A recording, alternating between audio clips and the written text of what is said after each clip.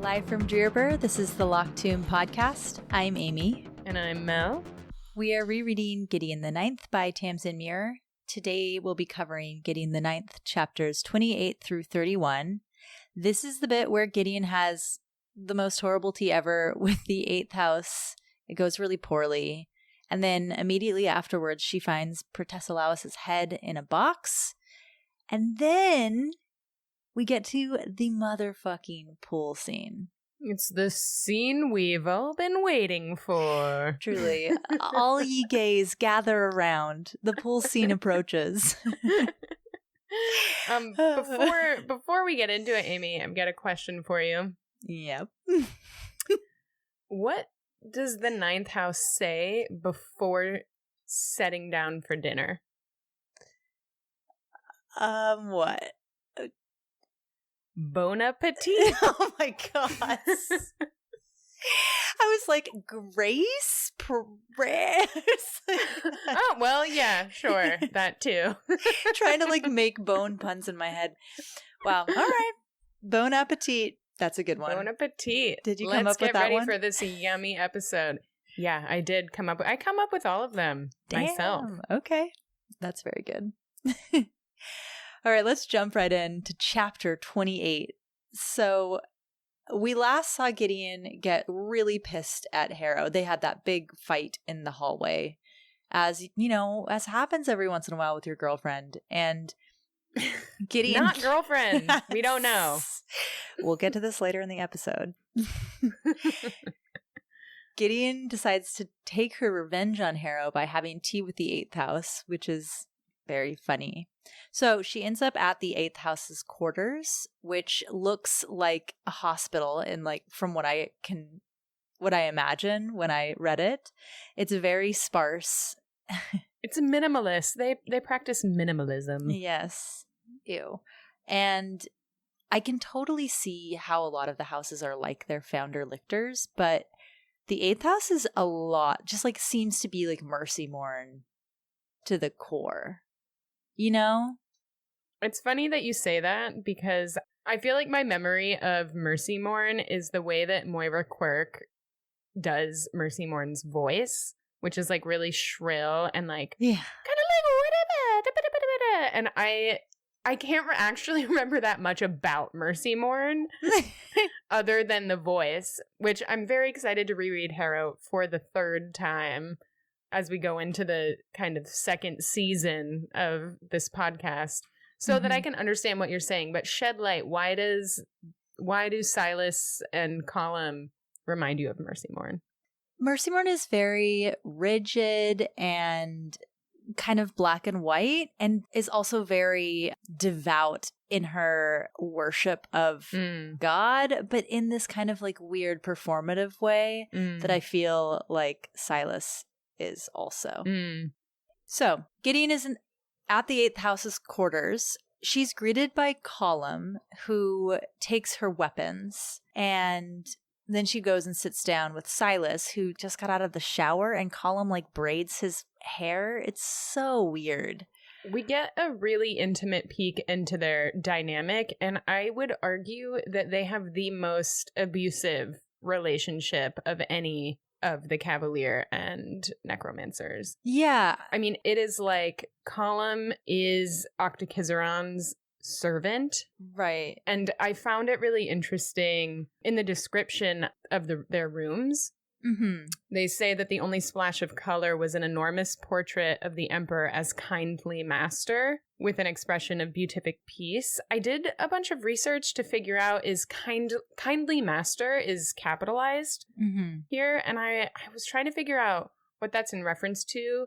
And it's a phrase that's used to describe basically the portrayal of someone who has enslaved people as like a kindly figure. Like, yeah, they had enslaved people, but they were nice to them. You know, it's this like false kind of picture of someone who is oppressing others with the caveat that, oh, well, they're not that bad. And I thought that was an interesting portrayal of God in this moment. And we haven't met God yet, but it's very much kind of an accurate picture of God. Yeah. And how they all worship him.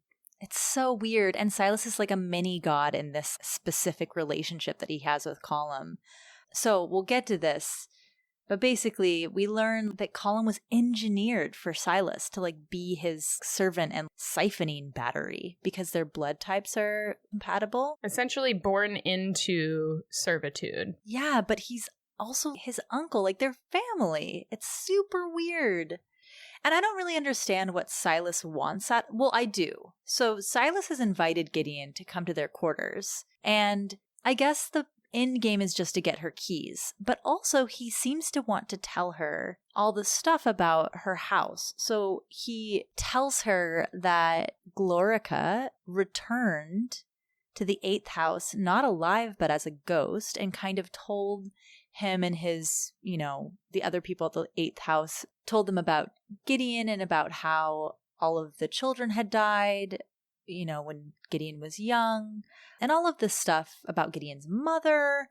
And Silas is just kind of telling Gideon this, and Gideon's like, what are you talking about? And he kind of comes in this roundabout way to saying that he thinks the 9th house is like a bad house because they killed all of the children, and Gideon at this point doesn't know that they had. She thinks it's just an accident that had happened.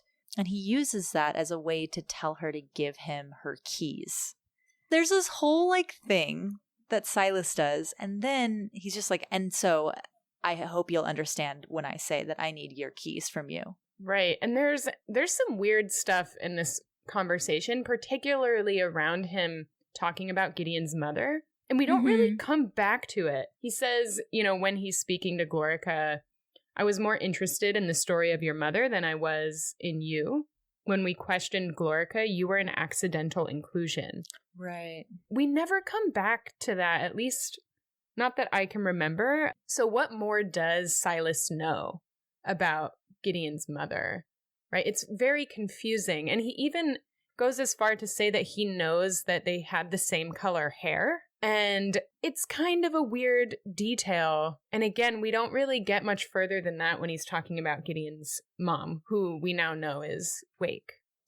Right. It's funny because I feel like for these first 2 books, Gideon, even though she's obviously an important character to us as readers, is overlooked by everyone and is only really noticed in relation to other things. And actually, she's kind of she's God's child, and she's Wake's child, and she's this huge deal, and she has these mysterious powers. She's a big fucking deal.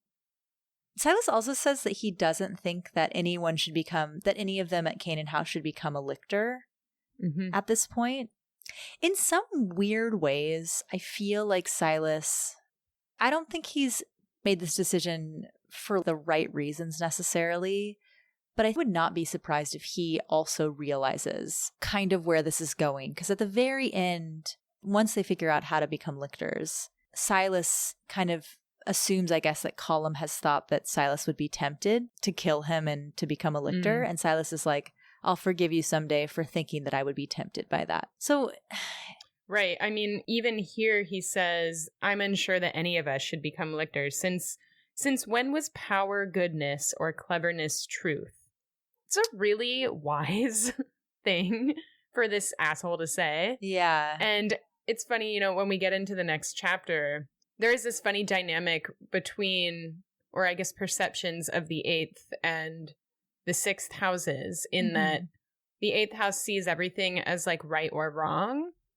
And I think Palamity says something kind of funny in the next chapter that the 8th house sees everything as right and wrong, but they always somehow come out as right. Right, by happy coincidence. Right. And so it's funny that Silas thinks, if we can assume that he has a general sense of how lictorhood is attained and that it's amoral, that siphoning is moral. Right. Because it's still the exploitation, and we've talked about this, the exploitation of someone else's body for your own power. Of all houses, what they have perfected is the closest to lictorhood. Right. And so it's weird. And I guess it's just a comment on general hypocrisy of religion, right? Because theoretically, the 8th house is the most devout house, the most religious house, and just full of double standards and hypocrisy. And also the idea that he's decided that he is right about this, and so he has a right to take Gideon's keys. And then we get this whole stand down between Colum and Silas. So Colum is like, wait, no, I told her that she was safe here and that we wouldn't try and attack her, because Silas is basically threatening Gideon with Colum, and Gideon doesn't have her weapons. And Colum's like, the only thing I have, everything is yours, but the only thing I have is my honor. And I told her on my honor that she would walk out of here. Oof, it's really tense. It's an intense back and forth. And I think just another example of how Silas believes that he's the arbiter of all things moral and right, and that he himself is godlike. He says to Colum, if a wasted oath pains you, I will lead you in atonement later. And that just so reminded me of when I was growing up. I grew up Catholic. Yeah. And you went to confession. And I always thought it was this really weird thing where it was like, yeah, you can sin all you want. And as long as you go into a room with a priest and just let them know that you're sorry, it's fine. And this like really struck me as I was like taken back to my childhood here, where I was like, oh, wow, like you're going to actively ask this man to do something against his honor and then let him know it's fine because he'll atone later. It's just absurd. It is. This is also where we find out that Colum has 2 brothers, I believe, who were all born with the explicit purpose of being the cavalier to like the next heir to the 8th house. And they just weren't sure which one of them would be the best match. There's this great line where he's like, I was engineered as a man who doesn't pick and choose his decencies. Oof. Colum has the worst job. Yeah.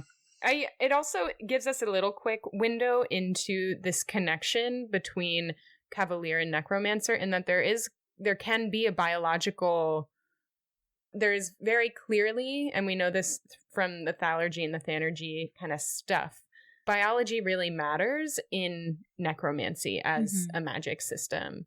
In that, in this case, the siphoning and the power that a necromancer can kind of take through siphoning is stronger with a stronger biological match. Yeah, it's really interesting. I'm not sure if other houses practice something similar. I know that, well, no one else really seems to siphon. I know Camilla and Palamedes are related, but yeah, and it's also just shows like how institutionalized Cavalier Necromancer stuff is. It's very formal on other houses. You know, Camilla applies to be Palamedes Cavalier, and right.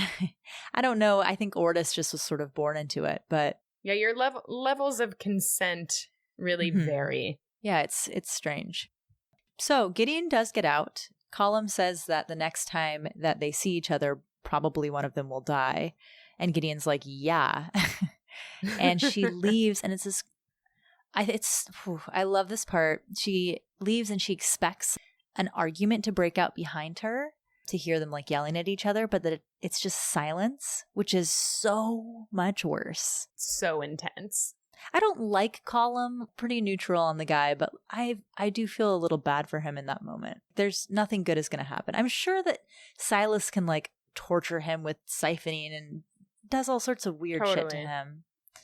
I actually do like Colum. This chapter made me like Colum. Yeah. But I also think this chapter is kind of a turning point where shit starts hitting the fan. We were like, oh, there are disagreements between Cavaliers and Necromancer. Like, yeah, everything is really getting to people. I mean, who knows? But it seems to me that this might be one of the rare moments where Colum ever stood up to Octokizaron, because throughout this whole chapter, Silas doesn't even look at Colum until Colum openly defies him. And the way that's described, it sounds like that's obviously not a normal occurrence. Right. And so there's enough pressure and intensity happening all around that things are starting to build. You can just feel the build happening. Yeah, something's going to burst. And it does. We get to chapter 29 and Gideon's just sort of wandering around Canaan house in this weird daze because of like this weird thing that just happened to her. There's this bit that I think is so funny. She sees the skeletons, the first house servants, catching fish. I went fishing this weekend. I thought about them.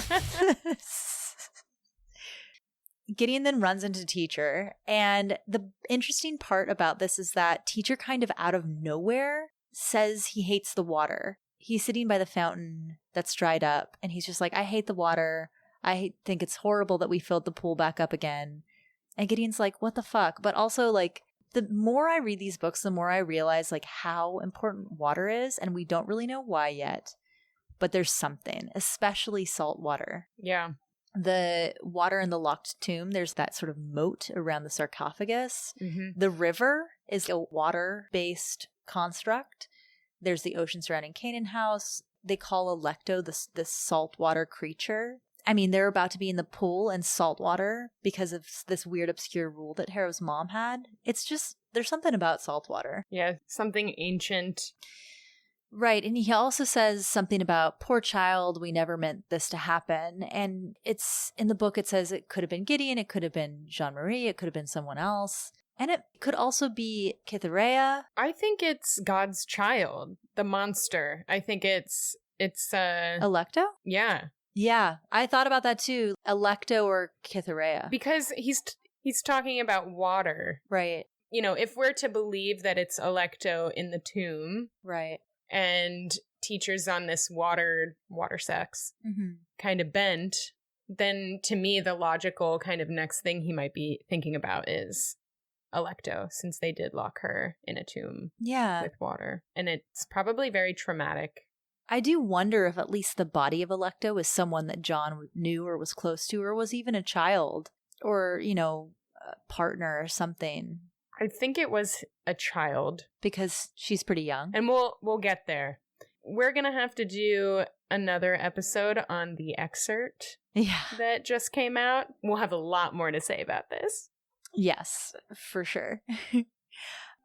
So then Gideon's just wandering Canaan house. It's very funny. Gideon goes to the workout room with the pool. I guess water's on her mind. And she runs into Coronabeth, who is like hot and sweaty with a rapier, practicing rapier moves. And Gideon almost duels her. But then Naberius comes out and catches Coronabeth with the rapier and freaks out and is like, you can't do this here. And Gideon just leaves because it's super weird and awkward.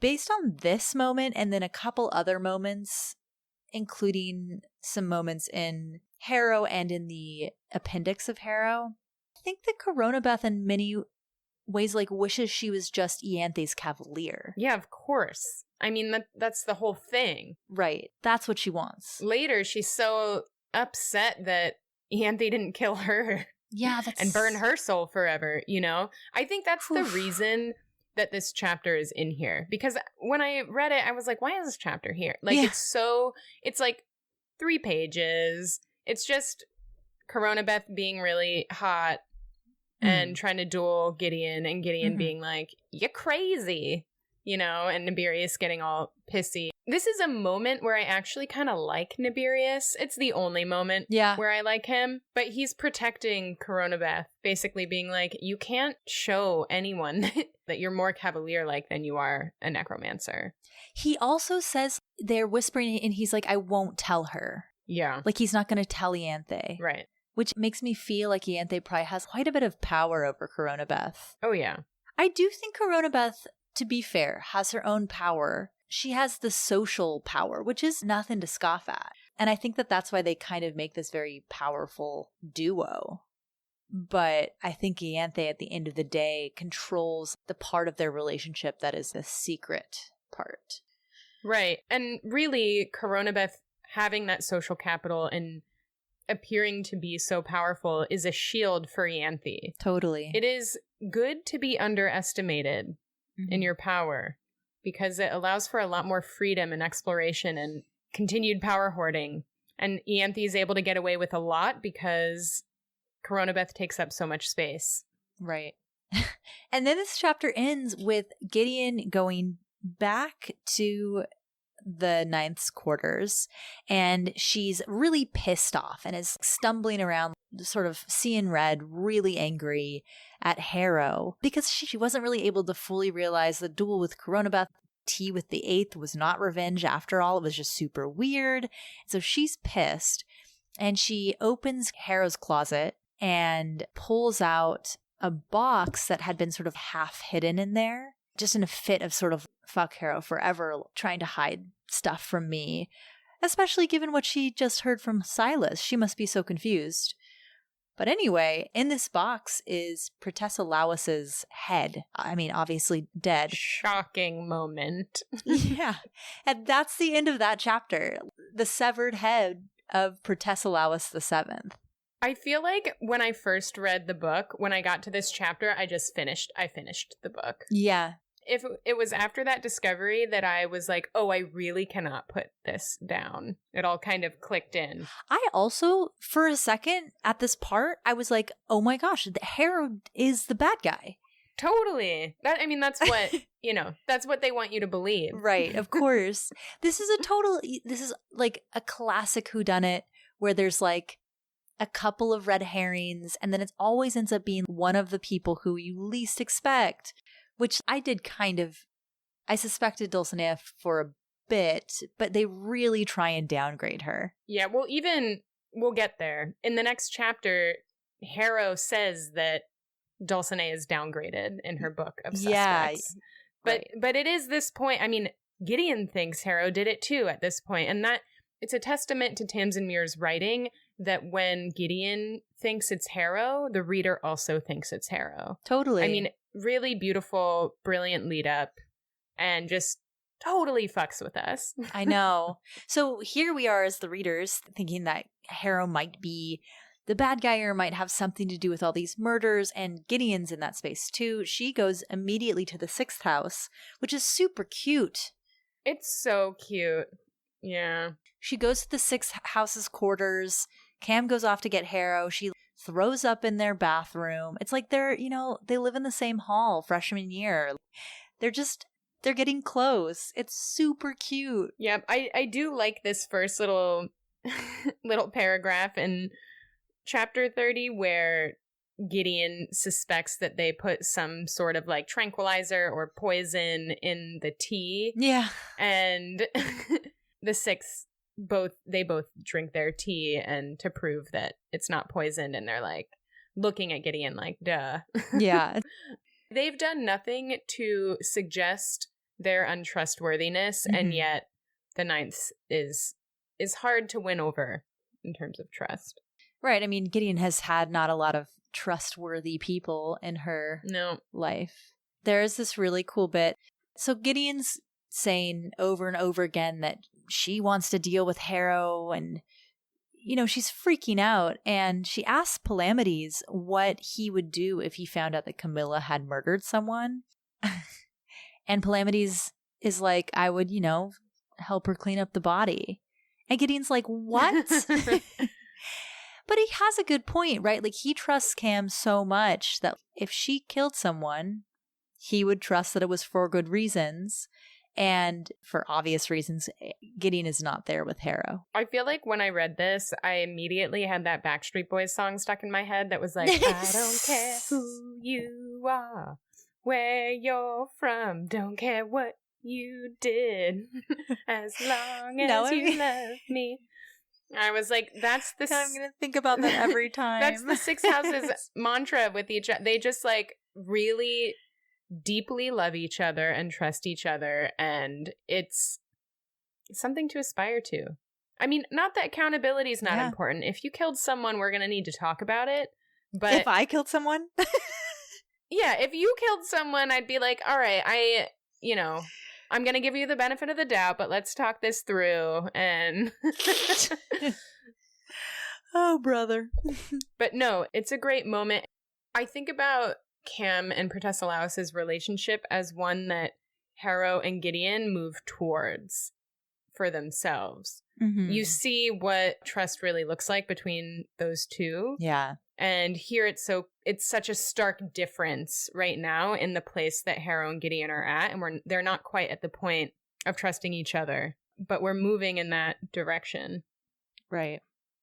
And then so after this little bit, Gideon ends up telling Palamedes, and this is when we learn this kind of big secret that Gideon has. Obviously, Harrow has a million secrets, but Gideon's had this secret that we as readers haven't learned yet, which is that she thinks that she killed Harrow's parents. And she tells Palamedes this story about how when Harrow was young, she and Gideon did not get along and were constantly fighting, and yet, also kind of constantly in each other's pockets. And Harrow ends up breaking into the locked tomb or opening the locked tomb.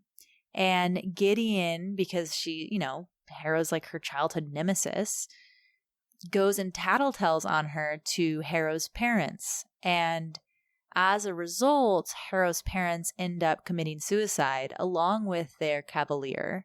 And Harrow and Gideon were much more, I think in like a much darker way, at odds going forward from that. And Gideon has kind of carried this self-hate with her this whole time since she was 11 years old, from this moment where she started to blame herself for the death of Harrow's parents.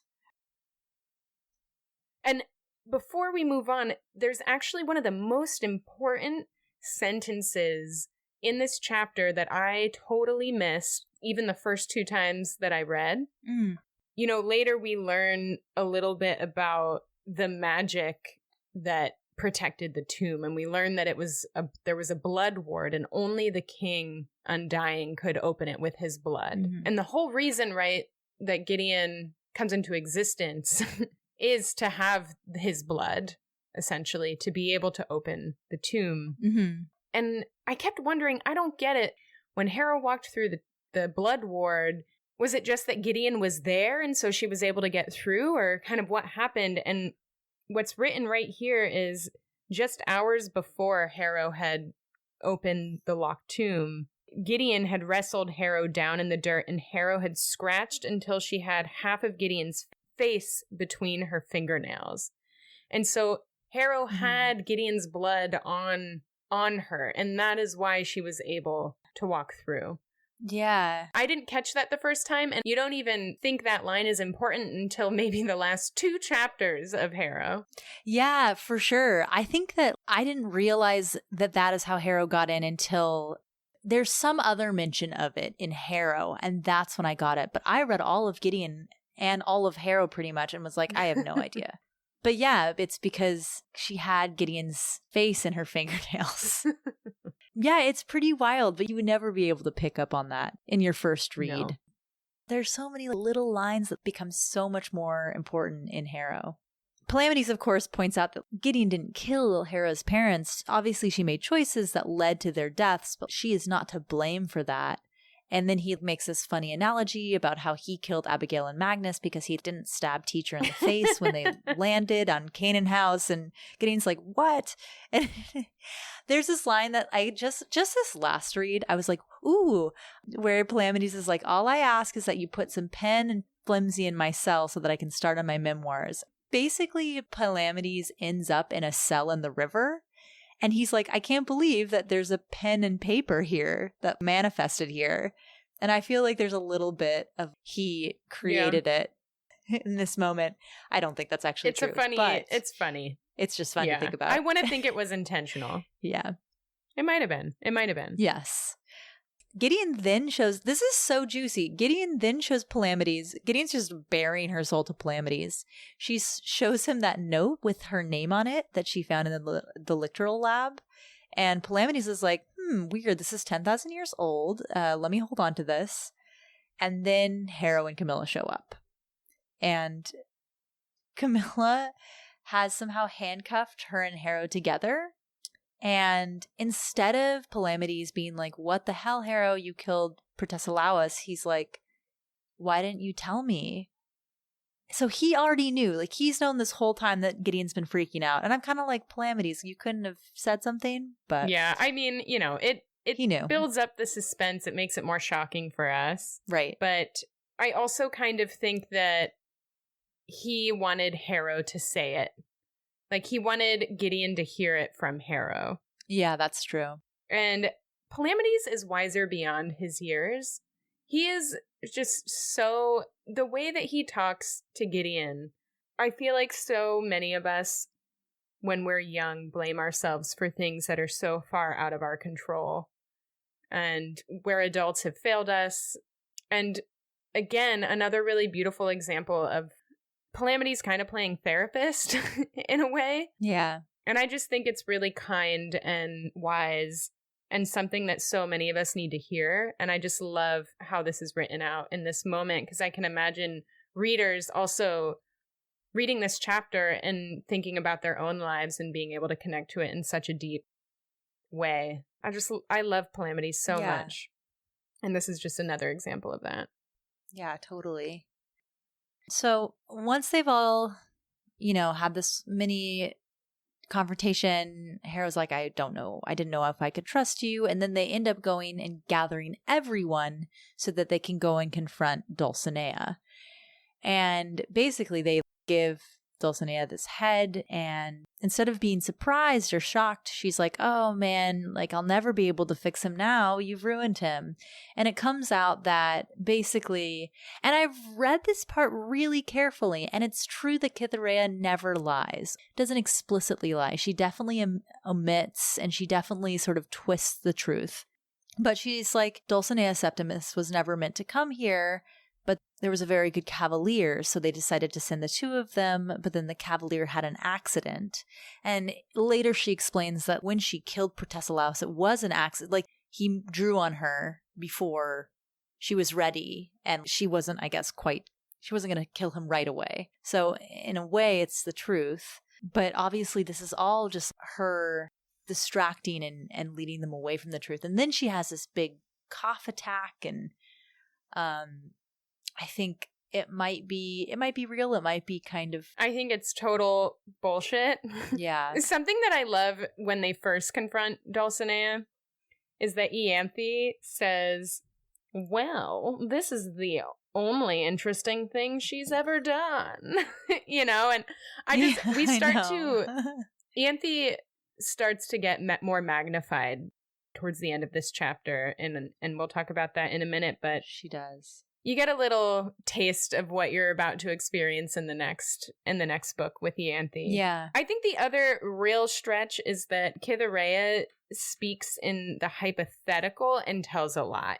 She basically claims that there was an accident and that it was a conspiracy for the whole seventh house to basically puppet Protesilaus because this is the best chance that they have. And she says all of this in the hypothetical. I mean, it's a real stretch. Yeah, it is. She's obviously, she's lying, but she's not lying. She's twisting the truth, which is almost worse. But she's a little bananas. So she is. She's definitely gone through it.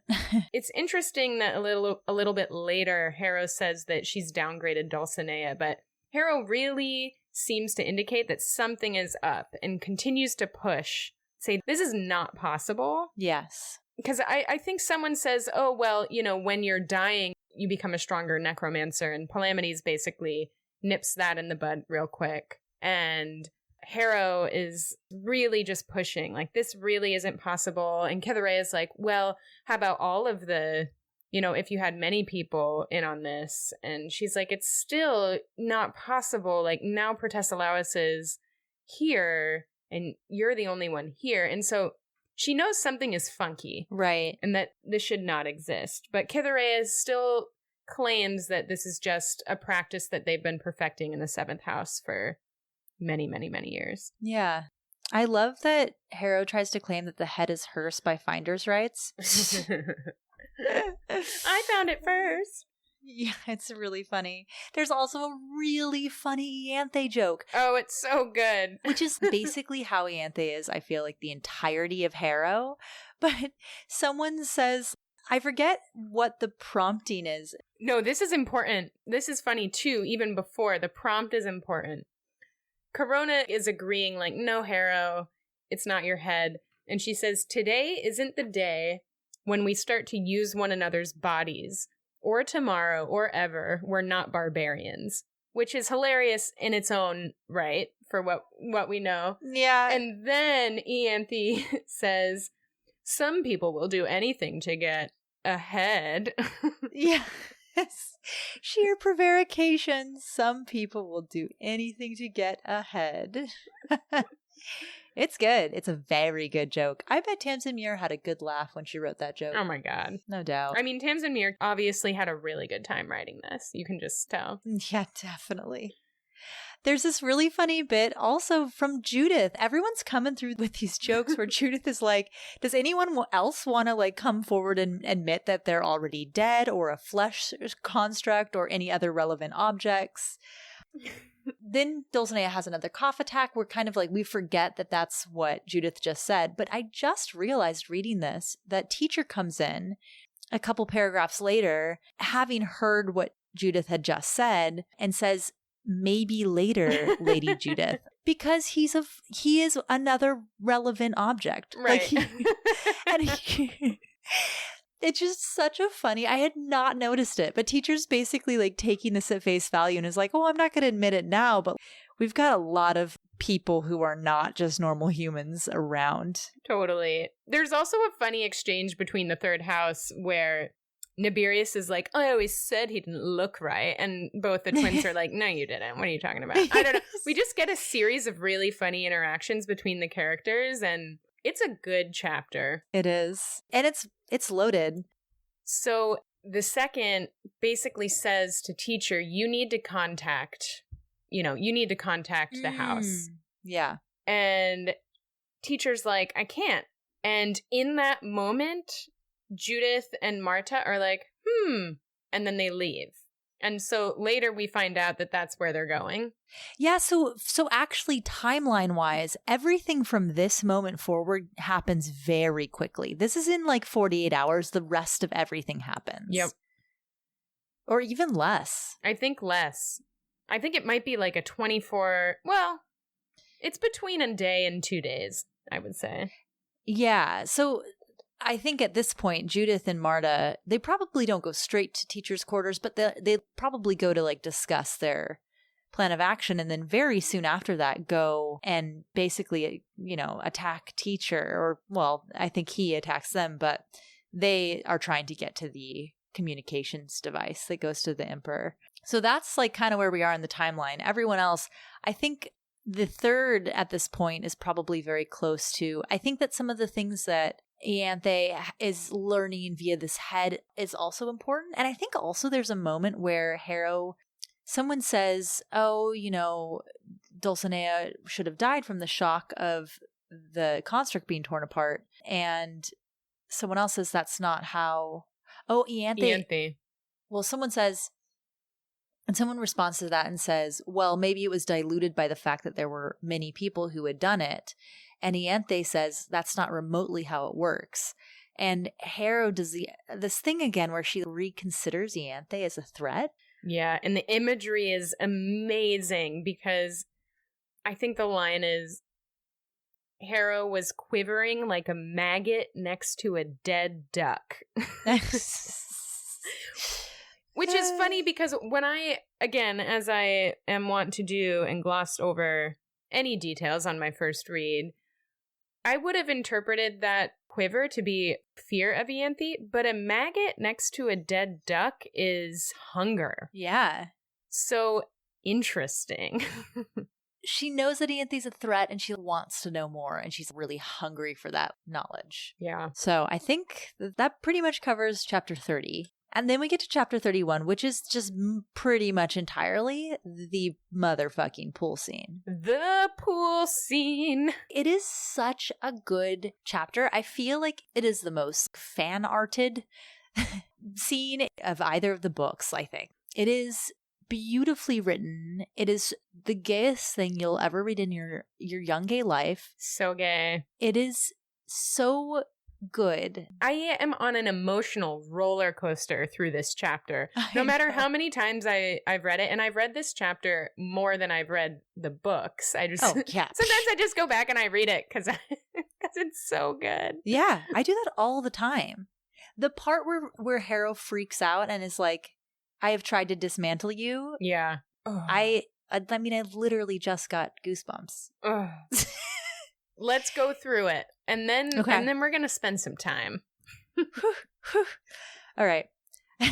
Let's just walk through what happens really quickly, and then we can talk about things we noticed. How about that? Cool. So Harrow leads Gideon away from this meeting of necromancers and cavaliers to confront Dulcinea, and Gideon is about to freak out at her, but Harrow's like, can you please follow me? And Gideon is kind of taken aback by the pleas and follows Harrow. Harrow takes her to the workout room / pool and takes off her robes and gets in. And so does Gideon. And they have this big conversation where basically the biggest takeaways information-wise are the knowledge that Harrow's parents and family killed everyone in their generation in order to create Harrow with the Thanergy that was released.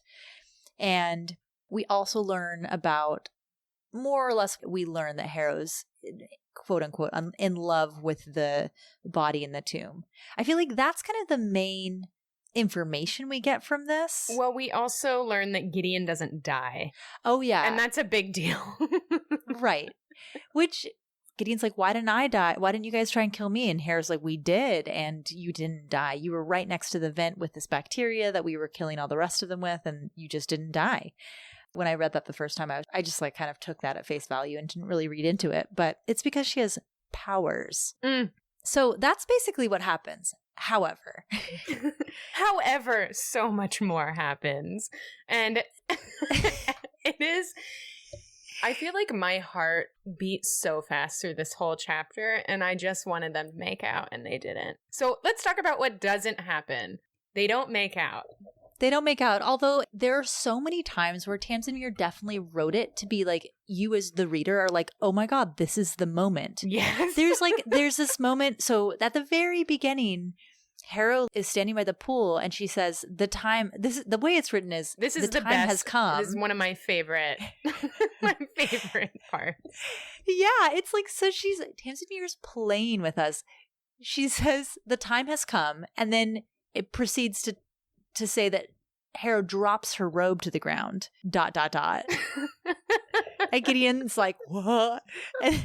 And then Harrow continues to tell you everything. Come on. But then, and Gideon, again, this is why the writing is so good, because at that point, again, my heart beats faster. And then in the next line, Tamsin writes, Gideon hysterically, profoundly embarrassed at how her heart rate had spiked. Yes.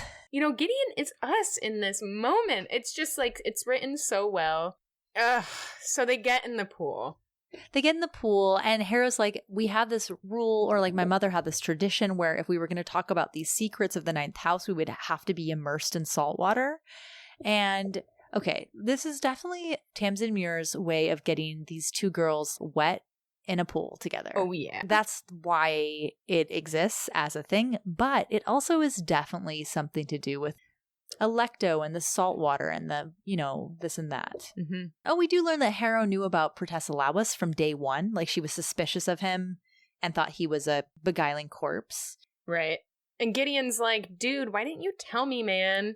And Harrow's explains, I had reason to believe you would not trust me. Right. That you would trust anyone else other than me. And Harrow wanted to be sure and explains that she really wanted to have all the facts laid out and the evidence before just telling Gideon, because she had reason to believe that Gideon would trust anyone else over her. And she wasn't wrong. And Gideon's really upset because she's like, why didn't you tell me you killed Protesilaus before you sent Jean-Marie and her necromancer down to the facility to look for him? You already got knew he was dead. And Harrow basically explains, and we talked about this, I think, a few episodes ago, she didn't trust Sextus or Septimus. Right. And so felt that she could take them on herself and thought she was actually protecting Gideon, which I thought was cute. Yeah. And a moment of wow, everyone is just really misunderstood here. Right. And Harrow expresses immense remorse over and regret over the fourth's death, and says the ninth is deep in their blood debt and I'm undone by the expense. And and also says, I didn't want to hurt you. I didn't want to disturb your equilibrium. And Gideon says, if my heart had a dick, you would kick it. Which I thought was just a great line. I love Gideon. And Harrow's like, no, I just didn't want to alienate you more than I already had. And that, you know, our relationship was too tenuous to risk it. Right. And aside from this, I actually had a question, and I forgot about this. Harrow explains that Protesilaus already had a blade through his heart when she found him, and that the head just kind of fell off, you know, when she touched him. Who put the knife through him? Was it the third? No, I think that she's saying that, like, he died from a blade through the heart. And that's because that's how Cytherea killed him. Yeah. Got it. Okay. And that I think that he was like, I don't know why his head fell off. Maybe she also beheaded him. I don't know. But anyway, his head is like not attached. So right. At some point, she also cut his head off. And he was just held together by magic. Got it. Okay, that makes way more sense. That confused me. So Harrow has this whole, she's like, I hated you because I hated myself because I couldn't die when my parents wanted me to die. Like, I cost too much to die, and I like wasn't brave enough to kill myself when my parents also killed themselves. And, you know, kind of lays out this whole horrible trauma that she's been through, but blames herself for it all. And Gideon, instead of being angry at her more or wanting to punish her, just completely and immediately forgives her. And I think that for some people this might seem abrupt, but I think that actually Gideon's been ready for this for a long time. She's not a resentful person. I think she was ready to forgive Harrow. She just wanted Harrow's attention and care. She doesn't care, like, really what Harrow's done. Totally. It's like how Harrow treated her. And again, I think is quick to forgive Harrow because they were children and it was the adults that failed them.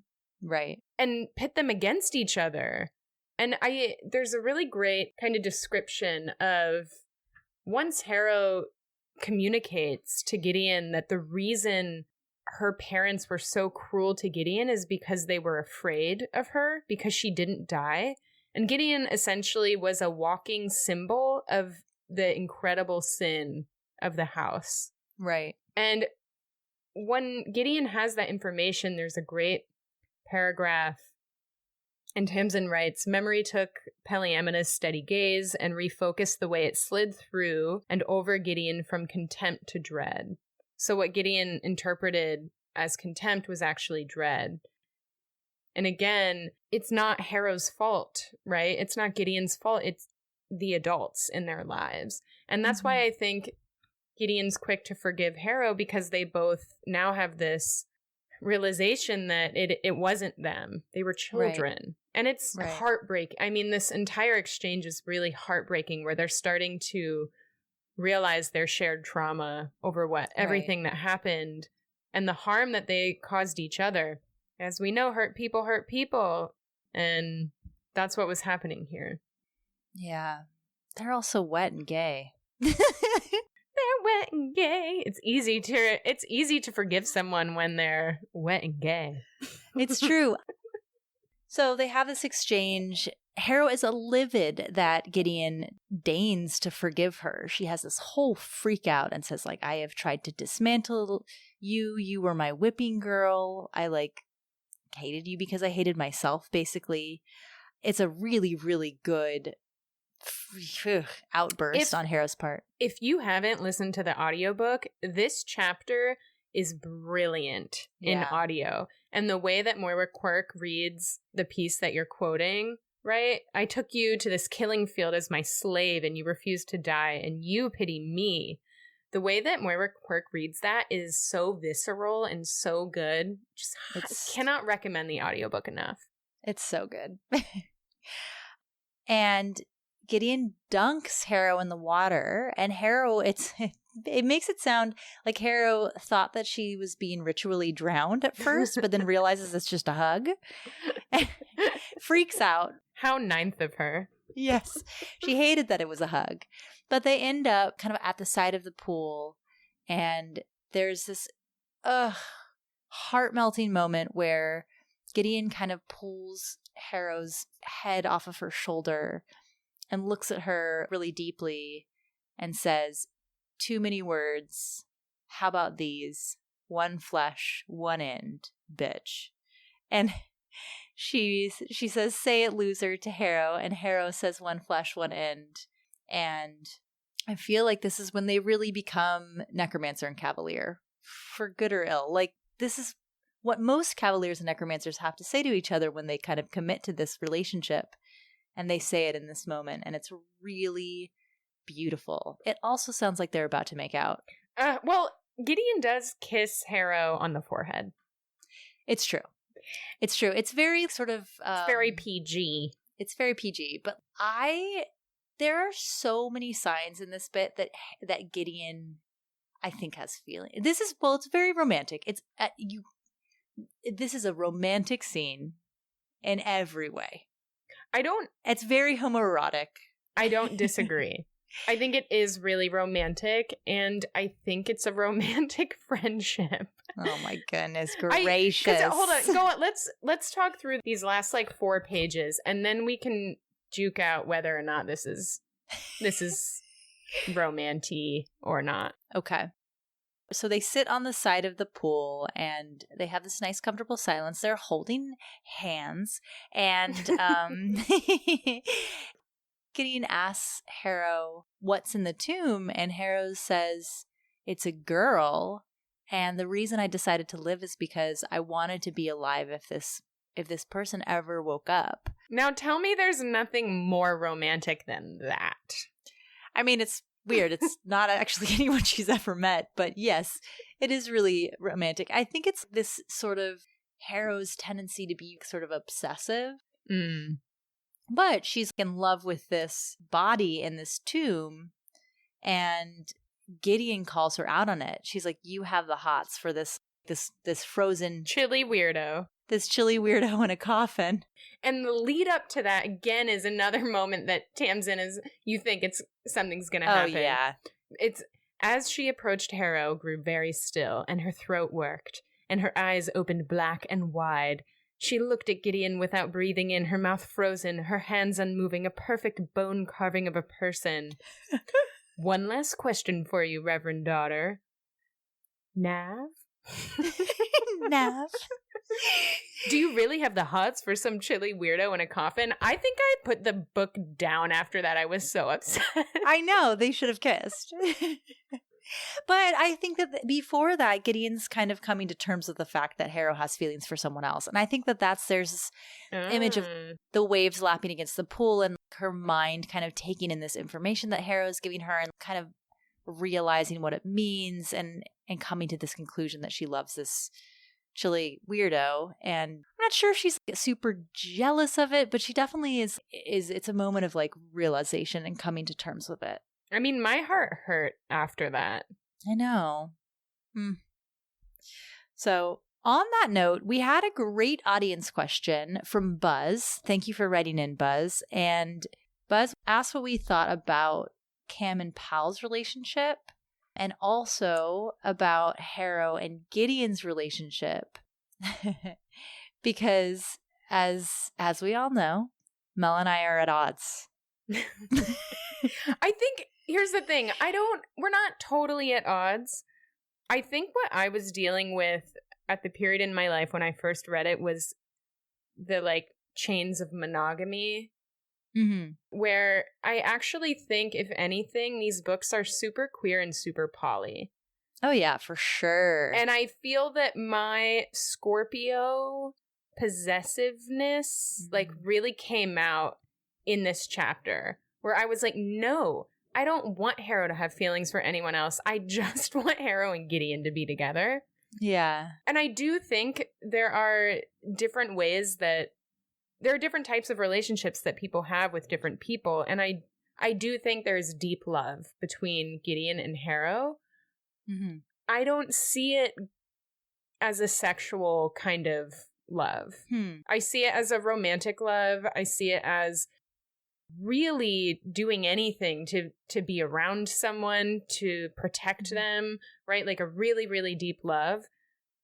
I see it as a couple kisses and hugs here and there, but I really don't see it as sexual in the way that I think there are sexual relationships in these books. They're not as explicit. We get like maybe one funny sex scene or in Harrow and plus the arm thing, you know, like, but these books aren't overly sexual, I think, between characters. But I don't even think it's suggested in these books that Gideon and Harrow have or will ever have a sexual relationship. So that's where I'm coming from. Yeah, okay, this is what I think. I think Harrow is pretty infatuated and distracted by this Alecto, the body in the tomb. I think that her feelings for Gideon are very complicated and kind of hidden underneath a lot of layers of stuff. But I do think that she loves Gideon deeply and is very in this like sort of way where I feel like it's a super queer fine line between friendship and something more. Mm-hmm. But I do think that she recognizes that she is in love with Alecto. But I think Gideon has feelings for Harrow.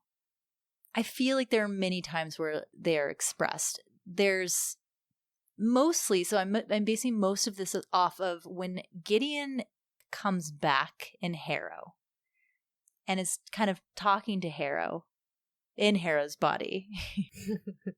She has this bit where she's like trying to make Harrow say gross things, and she's like, "You're very obviously attracted to," and like things like that, where there is this unspoken attraction that they definitely have, even if maybe it's never going to happen. But like, I think that there's definitely an attraction there. And also there's a bit where Ianthe's like, "You're just mad because she doesn't love you," or something. Oh, right. And Gideon's like, "That was never the point, even if I wanted her to, because she is in love with this thing in the tomb."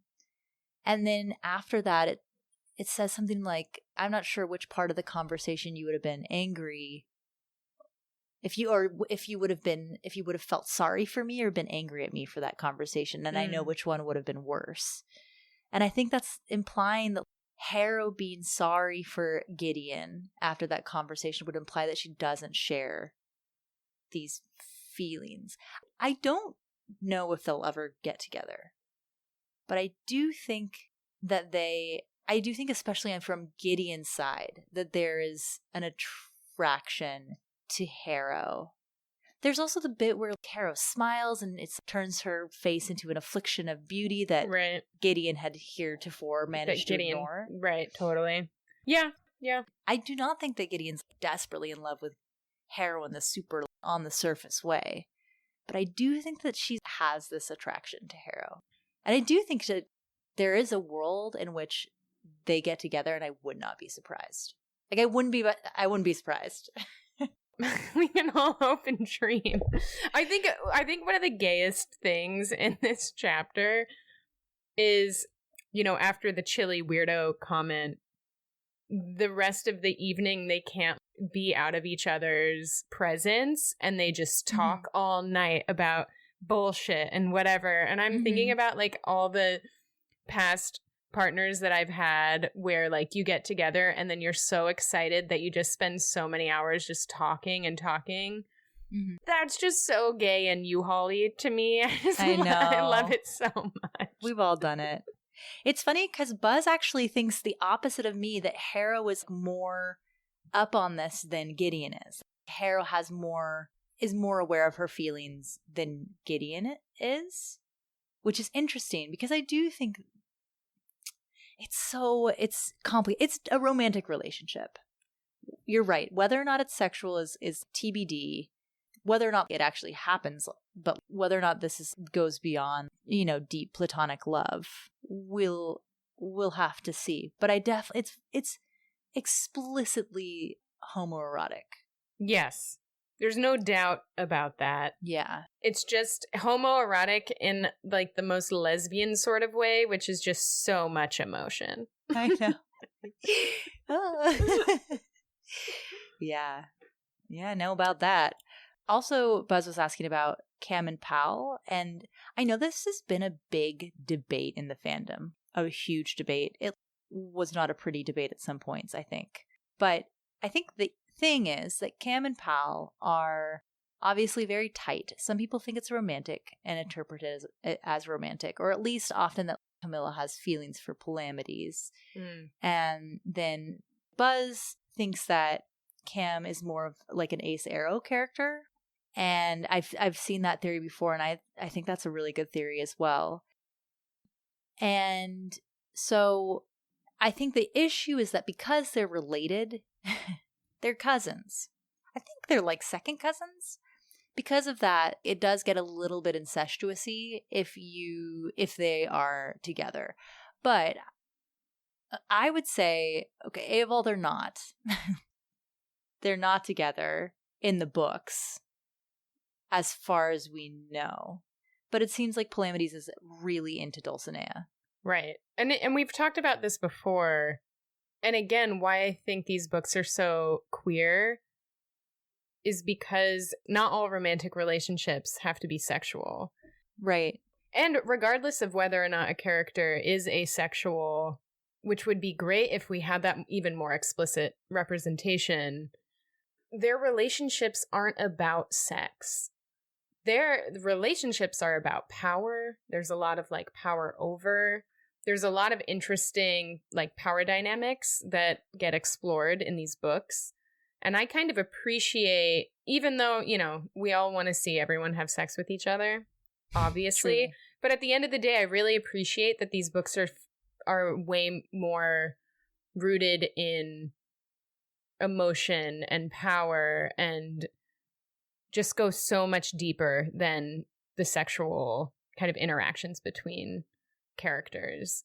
Yeah. Otherwise, it would be just like young adult.